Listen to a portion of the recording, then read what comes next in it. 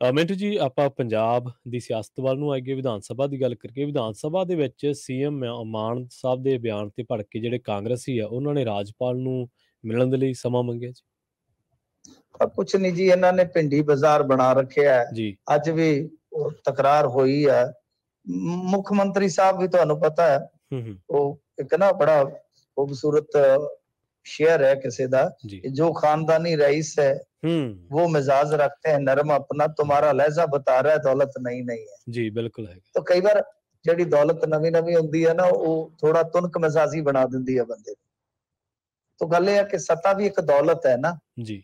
तो मान साहब फिर ਉਹੀ ਗੱਲ ਆ ਗਈ ਕਿ ਬਹੁਤ ਜਲਦੀ ਪ੍ਰਤੀਕਿਰਿਆਵਾਦੀ ਹੋ ਜਾਂਦੇ ਨੇ ਅੱਜ ਕੱਲ। ਉਹਨਾਂ ਨੂੰ ਠਰਮਾ ਰੱਖਣਾ ਚਾਹੀਦਾ ਹੈ। ਚਲੋ ਬਾਜਵਾ ਸਾਹਿਬ ਬੋਲ ਰਹੇ ਸਨ, ਦੇਖੋ ਵਿਰੋਧੀ ਧਿਰ ਦਾ ਕੰਮ ਆ ਪ੍ਰਵੀਨ ਜੀ, ਉਹਨਾਂ ਨੇ ਨਗੋਚਾ ਕੱਢਣੀਆਂ ਨੇ ਜੀ। ਇਹ ਗਰਮ ਹੋ ਗਏ ਥੋੜੇ ਜਿਹੇ ਤੇ ਇਹਨਾਂ ਦੇ ਕੁਝ ਸ਼ਬਦ ਇਸ ਤਰ੍ਹਾਂ ਦੇ ਸਨ ਜਿੱਦਾਂ ਮਤਲਬ ਕਿ ਸੁਖਪਾਲ ਖਹਿਰਾ ਨੂੰ ਵੀ ਬੋਲੇ ਤੇ ਵੈਸੇ ਕਹਿੰਦੇ ਆ ਕਿ ਖਹਿਰਾ ਦੀ ਆਵਾਜ਼ ਤੇ ਨਹੀਂ ਆਈ ਉੱਥੇ, ਜੋ ਮਾਈਕ ਚੱਲਦਾ ਨਹੀਂ ਸੀਗਾ, ਪਰ ਖਹਿਰਾ ਨੇ ਵੀ ਅੱਗੋਂ ਫਿਰ ਉਸੇ ਢੰਗ ਚ ਕਹਿੰਦੇ ਲਾਹ ਪਾ ਕੀਤੀ ਹੈ। ਕੁਝ ਸ਼ਬਦ ਇਹੋ ਜਿਹੇ ਆ ਜਿਹੜੇ ਮੁੱਖ ਮੰਤਰੀ ਦੀ ਸ਼ਾਨ ਚ ਬੋਲੇ, ਰਿਕਾਰਡ ਤੇ ਨਹੀਂ ਗਏ ਜੀ। ਮਤਲਬ ਕਿ ਉਹ ਸਾਰਾ ਕੁਝ ਚੱਲਿਆ। ਫਿਰ ਇਸ ਤੋਂ ਇਲਾਵਾ ਇਹ ਤਲਖੀ ਦੇ ਵਿੱਚ ਮਾਨ ਸਾਹਿਬ ਕਹਿ ਗਏ ਕਿ ਤੁਹਾਨੂੰ ਮੈਂ ਛੱਡਦਾ ਨਹੀਂ, ਮਤਲਬ ਕਿ ਜਿਹੜੇ ਵੀ ਪੈਸੇ ਖਾਣ ਵਾਲੇ ਵਗੈਰਾ ਵਗੈਰਾ। ਤੇ ਇਸ ਗੱਲ ਦਾ ਫਿਰ ਤੁਹਾਨੂੰ ਪਤਾ ਹੀ ਹੈ, ਬਾਤ ਦਾ ਬਤੰਗੜ ਤੇ ਬਣ ਜਾਣਾ ਸੀਗਾ। ਇੱਥੋਂ ਚਲਦੀ ਚਲਦੀ ਗੱਲ ਹੰਗਾਮਾ ਹੋਇਆ, ਵਾਕਆਊਟ ਹੋਇਆ। ਉਸ ਤੋਂ ਬਾਅਦ ਖਬਰ ਇਹ ਹੈ ਸ਼ਾਮ ਤੱਕ ਜੇ ਤੁਸੀਂ ਦੇਖੋਗੇ ਤਾਂ ਜਿਹੜੀ ਕਾਂਗਰਸ ਦੀ ਧਿਰ ਹੈ, ਵਿਧਾਇਕ ਧਿਰ ਹੈ ਜਿਹੜੀ, ਤਾਂ ਉਹ ਤੇ ਸਮਾਂ ਮੰਗ ਰਹੀ ਹੈ ਰਾਜਪਾਲ ਦੇ ਕੋਲੋਂ। ਰਾਜਪਾਲ ਦੇ ਕੋਲੋਂ ਸਮਾਂ ਮੰਗ ਰਹੀ ਹੈ ਕਿ ਸਾਨੂੰ ਸਮਾਂ ਦਿੱਤਾ ਜਾਵੇ, ਕਿਉਂਕਿ ਸਮੁੱਚੀ ਲੀਡਰਸ਼ਿਪ ਨੂੰ ਹੀ ਭਗਵੰਤ ਮਾਨ ਹੋਰਾਂ ਨੇ ਧਮਕੀ ਦਿੱਤੀ ਹੈ ਕਿ ਮੈਂ ਤੁਹਾਨੂੰ ਛੱਡਾਂਗਾ ਨਹੀਂ। ਮਤਲਬ ਇਹ ਮੁੱਦਾ ਹੁਣ ਇਸ ਪਾਸੇ ਤੱਕ ਚਲਾ ਗਿਆ। ਉੱਥੇ ਤਾਂ ਜੋ ਵਿਚਾਰ ਤਕਰਾਰ ਹੋਣਾ ਸੀਗਾ ਸਦਨ ਚ, ਉਹ ਤਾਂ ਹੋਇਆ ਸੋ ਹੋਇਆ। ਕਾਂਗਰਸੀ ਇਸ ਗੱਲੋਂ ਸਟੈਂਡ ਲੈ ਗਏ ਕਿ ਤੁਸੀਂ ਸਾਰਿਆਂ ਵੱਲ ਉਂਗਲ ਕਰਕੇ ਕਹੀ ਹੈ ਤੇ ਅਸੀਂ ਸਾਰੇ ਕੀ ਗੱਲ ਹੈ ਗੁਨਾਹਗਾਰ ਆ, ਜਿਹਨੇ ਕੋ ਮਾੜਾ ਕੀਤਾ ਤੇ ਕਰੋ।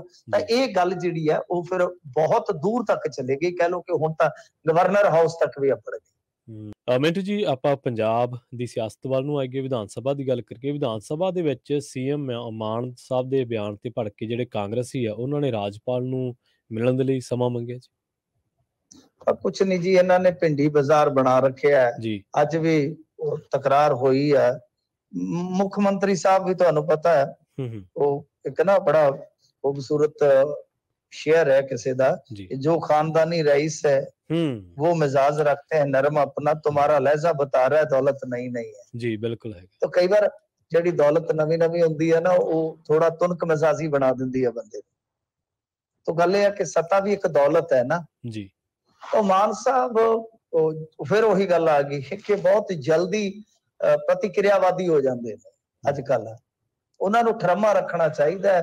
ਚਲੋ ਬਾਜਵਾ ਸਾਹਿਬ ਬੋਲ ਰਹੇ ਸਨ, ਦੇਖੋ ਵਿਰੋਧੀ ਧਿਰ ਦਾ ਕੰਮ ਆ ਪ੍ਰਵੀਨ ਜੀ, ਉਹਨਾਂ ਨੇ ਨਗੋਚਾ ਕੱਢਣੀਆਂ ਨੇ ਜੀ। ਇਹ ਗਰਮ ਹੋ ਗਏ ਥੋੜੇ ਜਿਹੇ ਤੇ ਇਹਨਾਂ ਦੇ ਕੁਝ ਸ਼ਬਦ ਇਸ ਤਰ੍ਹਾਂ ਦੇ ਸਨ ਜਿੱਦਾਂ ਮਤਲਬ ਕਿ ਸੁਖਪਾਲ ਖਹਿਰਾ ਨੂੰ ਵੀ ਬੋਲੇ ਤੇ ਵੈਸੇ ਕਹਿੰਦੇ ਆ ਕਿ ਖਹਿਰਾ ਦੀ ਆਵਾਜ਼ ਤੇ ਨਹੀਂ ਆਈ ਉੱਥੇ, ਜੋ ਮਾਈਕ ਚੱਲਦਾ ਨਹੀਂ ਸੀਗਾ, ਪਰ ਖਹਿਰਾ ਨੇ ਵੀ ਅੱਗੋਂ ਫਿਰ ਉਸੇ ਢੰਗ ਚ ਕਹਿੰਦੇ ਲਾਹ ਪਾ ਕੀਤੀ ਹੈ। ਕੁਝ ਸ਼ਬਦ ਇਹੋ ਜਿਹੇ ਆ ਜਿਹੜੇ ਮੁੱਖ ਮੰਤਰੀ ਦੀ ਸ਼ਾਨ ਚ ਬੋਲੇ, ਰਿਕਾਰਡ ਤੇ ਨਹੀਂ ਗਏ ਜੀ। ਮਤਲਬ ਕਿ ਉਹ ਸਾਰਾ ਕੁਝ ਚੱਲਿਆ। ਫਿਰ ਇਸ ਤੋਂ ਇਲਾਵਾ ਇਹ ਤਲਖੀ ਦੇ ਵਿੱਚ ਮਾਨ ਸਾਹਿਬ ਕਹਿ ਗਏ ਕਿ ਤੁਹਾਨੂੰ ਮੈਂ ਛੱਡਦਾ ਨਹੀਂ, ਮਤਲਬ ਕਿ ਜਿਹੜੇ ਵੀ ਪੈਸੇ ਖਾਣ ਵਾਲੇ ਵਗੈਰਾ ਵਗੈਰਾ। ਤੇ ਇਸ ਗੱਲ ਦਾ ਫਿਰ ਤੁਹਾਨੂੰ ਪਤਾ ਹੀ ਹੈ, ਬਾਤ ਦਾ ਬਤੰਗੜ ਤੇ ਬਣ ਜਾਣਾ ਸੀਗਾ। ਇੱਥੋਂ ਚਲਦੀ ਚਲਦੀ ਗੱਲ ਹੰਗਾਮਾ ਹੋਇਆ, ਵਾਕਆਊਟ ਹੋਇਆ। ਉਸ ਤੋਂ ਬਾਅਦ ਖਬਰ ਇਹ ਹੈ ਸ਼ਾਮ ਤੱਕ ਜੇ ਤੁਸੀਂ ਦੇਖੋਗੇ ਤਾਂ ਜਿਹੜੀ ਕਾਂਗਰਸ ਦੀ ਧਿਰ ਹੈ, ਵਿਧਾਇਕ ਧਿਰ ਹੈ ਜਿਹੜੀ, ਤਾਂ ਉਹ ਤੇ ਸਮਾਂ ਮੰਗ ਰਹੀ ਹੈ ਰਾਜਪਾਲ ਦੇ ਕੋਲੋਂ। ਰਾਜਪਾਲ ਦੇ ਕੋਲੋਂ ਸਮਾਂ ਮੰਗ ਰਹੀ ਹੈ ਕਿ ਸਾਨੂੰ ਸਮਾਂ ਦਿੱਤਾ ਜਾਵੇ, ਕਿਉਂਕਿ ਸਮੁੱਚੀ ਲੀਡਰਸ਼ਿਪ ਨੂੰ ਹੀ ਭਗਵੰਤ ਮਾਨ ਹੋਰਾਂ ਨੇ ਧਮਕੀ ਦਿੱਤੀ ਹੈ ਕਿ ਮੈਂ ਤੁਹਾਨੂੰ ਛੱਡਾਂਗਾ ਨਹੀਂ। ਮਤਲਬ ਇਹ ਮੁੱਦਾ ਹੁਣ ਇਸ ਪਾਸੇ ਤੱਕ ਚਲਾ ਗਿਆ। ਉੱਥੇ ਤਾਂ ਜੋ ਵਿਚਾਰ ਤਕਰਾਰ ਹੋਣਾ ਸੀਗਾ ਸਦਨ ਚ, ਉਹ ਤਾਂ ਹੋਇਆ ਸੋ ਹੋਇਆ।